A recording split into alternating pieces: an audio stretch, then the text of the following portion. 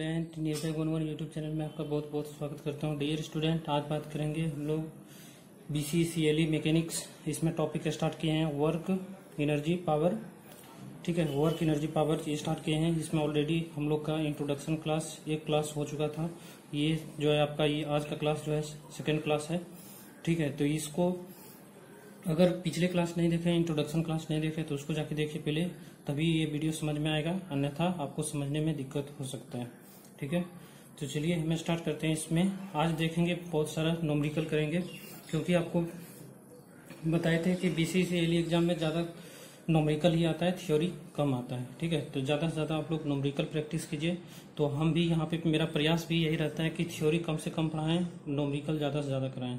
ठीक है, जितना ज़्यादा क्वेश्चन प्रैक्टिस कीजिएगा उतना फायदा होगा। चलिए यहाँ पे डिस्कस करेंगे आज। ये देख रहे हैं क्वेश्चन, अच्छा क्वेश्चन लाए के हैं, और इसी तरह का सेम टू सेम जो है एली में आता है। ठीक है, एली में इसी तरह का अगर ये क्वेश्चन समझते हुए आप कॉन्सेप्ट से कर लेते हैं, तो यहाँ पे एली में एकदम से आप किसी तरह का भी क्वेश्चन घुमा के आए, कितना घुमा के आए, आप कर लेंगे आराम से। ठीक है, तो चलिए आज की वीडियो स्टार्ट करते हैं। तो उससे पहले आपको बता दें, निर्भय गुणवन यूट्यूब चैनल से अभी तक नहीं जुड़े हैं तो जुड़ जाइए, और जो भी स्टूडेंट निर्भय गुणवन यूट्यूब चैनल को सब्सक्राइब कर लिए हैं तो आगे अपने ग्रुप में शेयर कीजिए, अपने दोस्तों के साथ शेयर कीजिए, ताकि उनका भी हेल्प हो जाएगा। ठीक है, और मेरा भी हेल्प हो जाएगा। चलिए यहाँ पे डिस्कस करते हैं। और इसका BCCLE को व्हाट्सएप ग्रुप भी बना दिए हैं, तो वहाँ पे जुड़ सकते हैं। इस वीडियो के डिस्क्रिप्शन में लिंक मिल जाएगा। चलिए यहाँ पे बात करेंगे। यहाँ पे find the work done by the force. ठीक है, इस तरह का कोई आपको फिगर दिया रहेगा।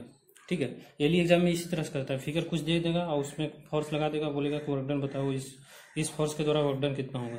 ठीक है, तो हम उसी का जितना सेम टू सेम BCCLE में जिस तरह से पूछता है, जिस तरह का वहाँ पे कॉन्सेप्ट यूज होता है, वही सारा का सारा यहाँ पे हम कॉन्सेप्ट यहाँ पे लेके आते हैं।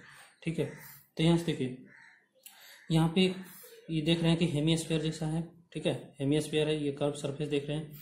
यहाँ पे क्या है, एक मास रखा हुआ है, मास का कोई बॉडी होगा जो कि रखा हुआ है, और यहाँ पे हम क्या कर रहे हैं, इस डायरेक्शन में, हॉरिजॉन्टल डायरेक्शन में F फोर्स लगा रहे हैं। ठीक है, कितना फोर्स लगा रहे हैं, F फोर्स।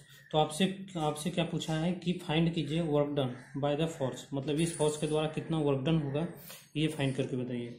तो आप कैसे फाइंड करेंगे, तो यहाँ से देखिए, ज़्यादा कॉन्सेप्ट वाला क्वेश्चन है, तो इसको समझने का प्रयास कीजिएगा थोड़ा सा।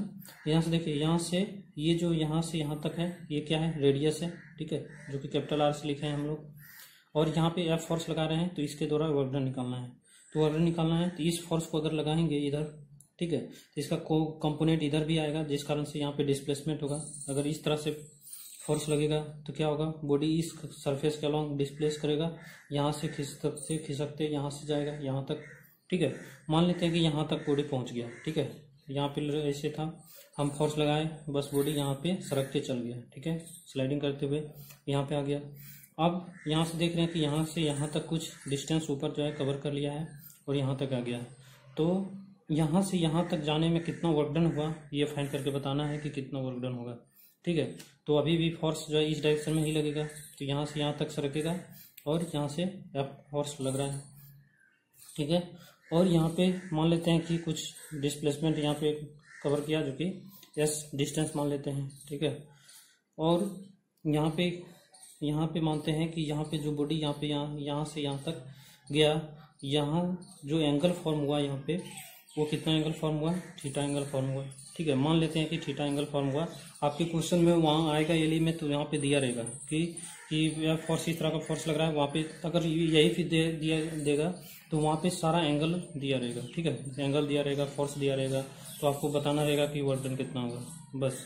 ठीक है, यहाँ पे हम थीटा और फोर्स लेकर के हम इसको जनरलाइज करना चाह रहे हैं, तो वहाँ पे न्यूमेरिकल आएगा तो सारा कुछ डेटा दिया रहेगा, बस आपको पुट करके खाली निकालना है।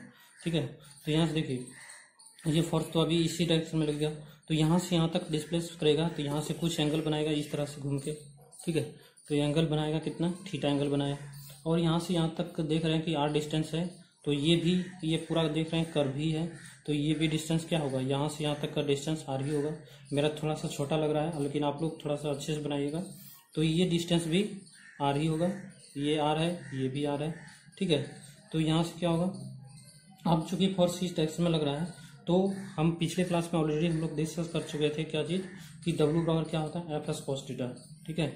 अगर फोर्स इस डायरेक्शन में लग रहा है और डिस्प्लेसमेंट कुछ डायरेक्शन में है, उन दोनों के बीच एंगल बन रहा है कुछ थीटा, तो उसका क्या होगा फॉर्मूला W/F cos थीटा।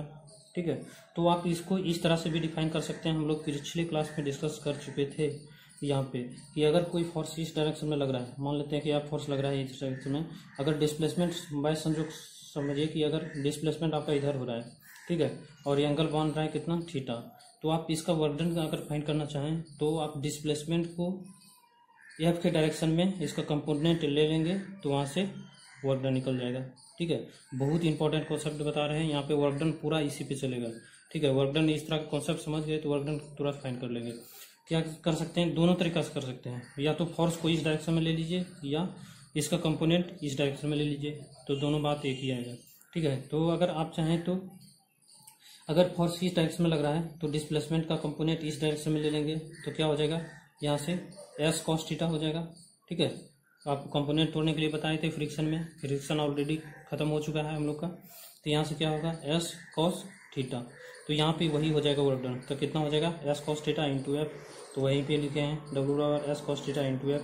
ये तरीका है कि इस तरह से फाइंड कर सकते हैं। दूसरा तरीका ये भी है कि अगर फोर्स डिस्प्लेसमेंट इधर हो रहा है आपका S और फोर्स इधर लग रहा है, मान लेते हैं कि आप फोर्स इधर लगाए कुछ एंगल से, डिस्प्लेसमेंट हुआ इधर, तो यहाँ से क्या होगा, तो इसको इस कंपोनेंट में ले लीजिए, किधर लेना है जिधर डिस्प्लेसमेंट हो रहा है, तो डिस्प्लेसमेंट इधर हो रहा है तो इसका कंपोनेंट लेंगे फोर्स का, तो क्या हो जाएगा F cos थीटा, तो वहाँ पे यही लिखे हैं। तो वर्क डन इस तरह का भी डिफाइन कर सकते हैं कि वर्क डन जो होगा F cos theta into S होगा। ठीक है, यानी समझ गए कि वर्क डन निकालना है तो आपको बस जिस डायरेक्शन में लग रहा है उस डायरेक्शन में उसका कंपोनेंट ले लेना है। यानी फोर्स इस डायरेक्शन में है तो डिस्प्लेसमेंट का इस डायरेक्शन में कंपोनेंट ले लेंगे। अगर फोर्स इस डायरेक्शन में लग रहा है लेकिन डिस्प्लेसमेंट हॉरिजॉन्टल डायरेक्शन में है तो फोर्स को कंपोनेंट इस डायरेक्शन में ले लेंगे, किधर लेंगे जिधर डिस्प्लेसमेंट हो रहा है। तो दोनों तरीका से आप वर्क डन निकाल सकते हैं। तो ये था कि बेसिक कॉन्सेप्ट, ठीक है, जो कि पिछले क्लास में हम लोग डिस्कस किए थे। यहाँ पे इस क्वेश्चन के लिए जो बात करेंगे यहाँ से, ठीक है, तो ये तो जान चुके थे W/F cos थीटा होता है। अब बात करेंगे कि यहाँ पे W बराबर, ठीक है, W बराबर क्या होगा, component of displacement in the direction of force, वही बात कर रहे हैं यहाँ पे। जो ये बताया आपको क्या कि डिस्प्लेसमेंट का हम कंपोनेंट ले लेंगे किस डायरेक्शन में, फोर्स के डायरेक्शन में।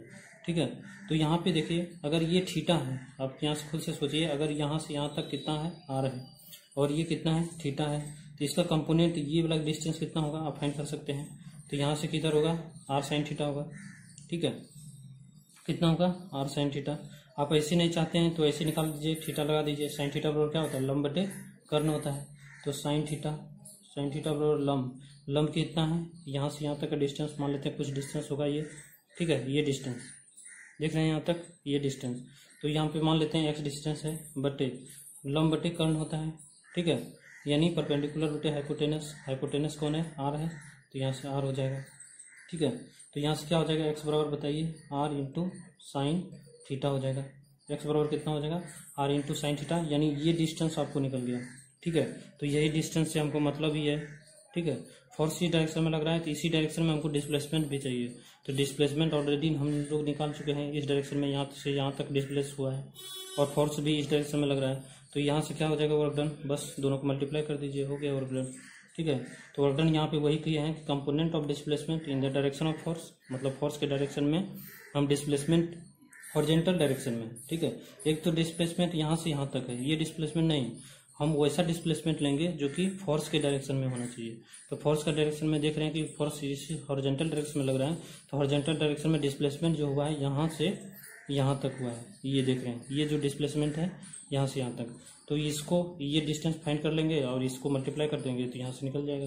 तो वही किए हैं component of displacement in the direction of force into F, तो यहाँ से हो जाएगा कितना R sin थीटा ये distance R sin theta into force, यहाँ से वर्क डन निकल गया।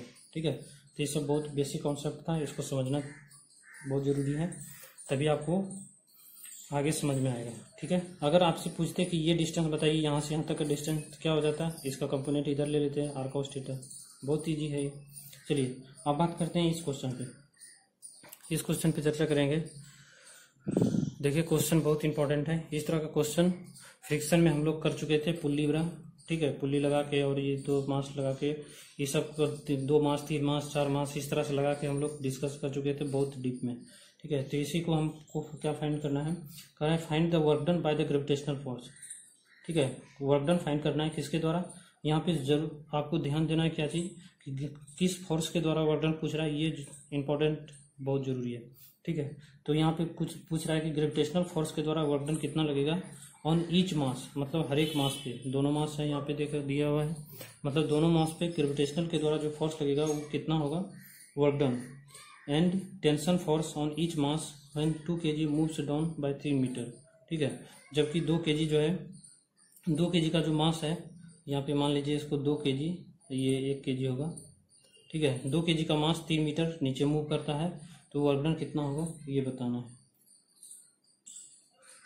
तो यहाँ तक क्वेश्चन समझ गए कि क्या कर रहा है, बस कुछ नहीं, ग्रेविटेशनल फोर्स के द्वारा वर्क डन निकालना है on each mass, tension force on each mass when 2 kg moves down 3 metre. ठीक है, ये 3 मीटर अगर नीचे जाएगा तो 3 मीटर ये भी ऊपर जाएगा 1 kg का जो मास है। तो हम पहले फाइंड करते हैं क्या चीज़, कि 1 kg का जो मास है उसके द्वारा ग्रेविटेशनल फोर्स के द्वारा वर्क डन कितना लगेगा 1 kg पे। ठीक है, तो हम लिखते हैं WG ग्रेविटेशनल फोर्स किस पे, 1 kg पे। 1 kg पे चूंकि यहाँ पे देख रहे हैं फोर्स इधर लग रहा है, ये नीचे एक्सेलरेशन ड्यू टू वेट लगेगा इसका।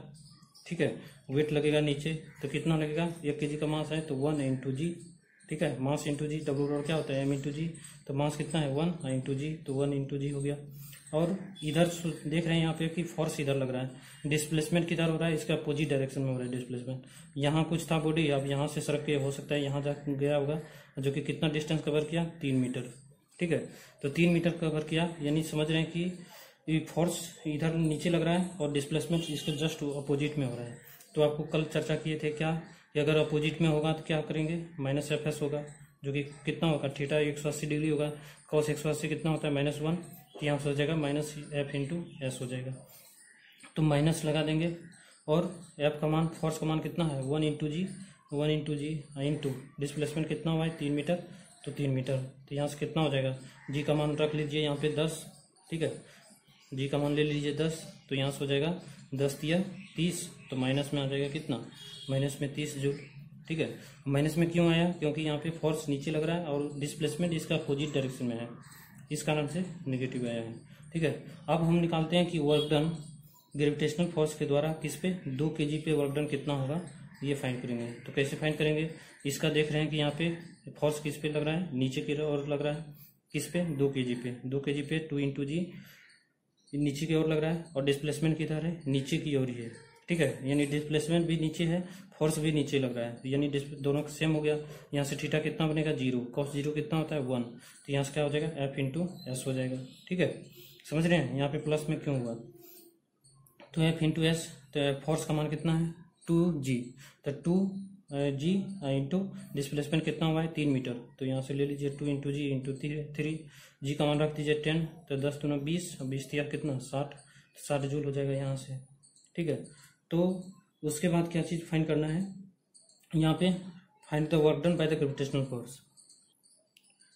तो यहाँ पे क्या हो गया, यही आंसर हो गया आपका, यही आपसे क्वेश्चन में पूछा था क्या की चीज़, कि ग्रेविटेशनल फोर्स के द्वारा वर्क डन बताइए 1 kg पे, और ग्रेविटेशनल फोर्स के द्वारा 2 kg पे बताइए, तो ये आंसर हो गया आपका, ये आंसर हो गया। अगर इस तरह का क्वेश्चन आता है तो ये आंसर हो जाएगा।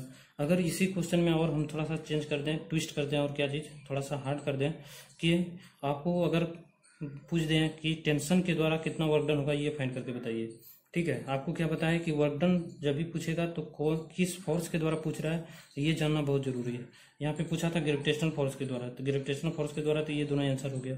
ठीक है, अगर हम पूछ दें कि टेंशन के द्वारा बताइए कि टेंशन के द्वारा कितना वर्क डन होगा, ठीक है, अब ग्रेविटेशन से हमको कोई मतलब नहीं है, अब हमको मतलब है टेंशन से, कि टेंशन के द्वारा बताइए कि 1 kg पे कितना वर्क डन होगा, 2 kg पे कितना वर्क डन होगा। तो आप कैसे फाइंड करेंगे, बस सिंपल है, आपको क्या बताए थे फ्रिक्शन में ऑलरेडी, जो स्टूडेंट मेरा फ्रिक्शन का पूरा क्लास देखे होंगे उसको समझ में आ रहा होगा अच्छा से। ठीक है, और जो इधर उधर करके देखे होंगे, जो अच्छा से नहीं देखे होंगे उसको ऊपर ऊपर जाएगा। ठीक है, यहाँ से देखिए, तो आपको फ्रिक्शन में पूरा चर्चा कर चुके थे इस तरह का क्वेश्चन। तो यहाँ से देखिए, ये नीचे जा रहा है, चूंकि इधर मोशन हो रहा है, ठीक है, इधर मोशन हो रहा है और इसका इधर हो रहा है। तो मान लेते हैं कुछ ये स्टेशन से नीचे जा रहा है तो ये स्टेशन से ऊपर जाएगा, तो यहाँ पे कितना होगा, चूंकि इधर नीचे जा रहा है तो इसका मतलब ये फोर्स ज़्यादा है, तो यहाँ से क्या लेंगे 2G net force equal to mass into acceleration होता है। ठीक है, ये तो आपको बताए थे फ्रिक्शन में नेट फोर्स क्या होता है, मास इंटू एक्सेलरेशन। तो नेट फोर्स देखिए नीचे की ओर 2G लग रहा है तो 2G माइनस इसका अपोजिट डायरेक्शन में T लग रहा है तो T माइनस T बराबर मास इंटू एक्सेलरेशन। मास कितना है 2 इंटू एक्सेलरेशन कितना है, ये एक्सेलरेशन है तो 2 इंटू 1। उसी तरह इस पर फाइंड करेंगे तो T ऊपर और जा रहा है तो T माइनस 1 इंटू G बराबर मास इंटू एक्सेलरेशन।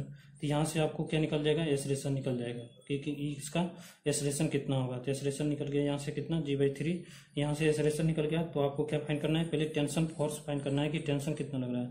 तो टेंशन निकल गया यहाँ से 4G/3। ठीक है, यहाँ से देख रहे हैं टेंशन निकल गया कितना 4G/3। बस फोर्स टेंशन निकल गया तो निकालना फिर आसान है।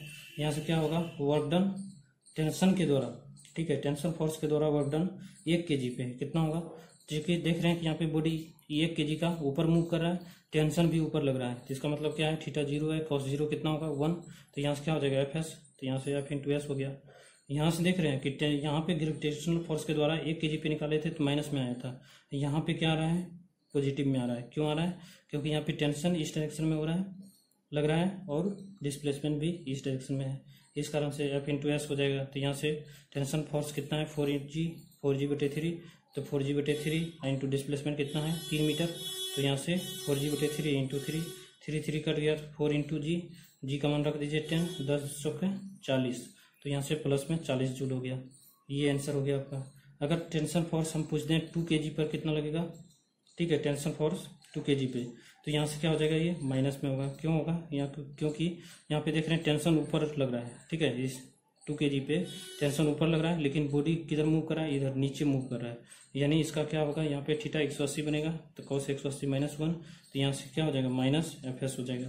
ठीक है, माइनस F इंटू एस, तो माइनस फोर्स कितना है 4G/3, तो माइनस 4G/3 और मल्टीप्लाई डिस्प्लेसमेंट कितना हुआ है 3 मीटर, तो 3 मीटर से मल्टीप्लाई कर दीजिए, 3 खत्म, तो माइनस 4 इंटू जी, यहाँ से क्या हो जाएगा -40 जूल।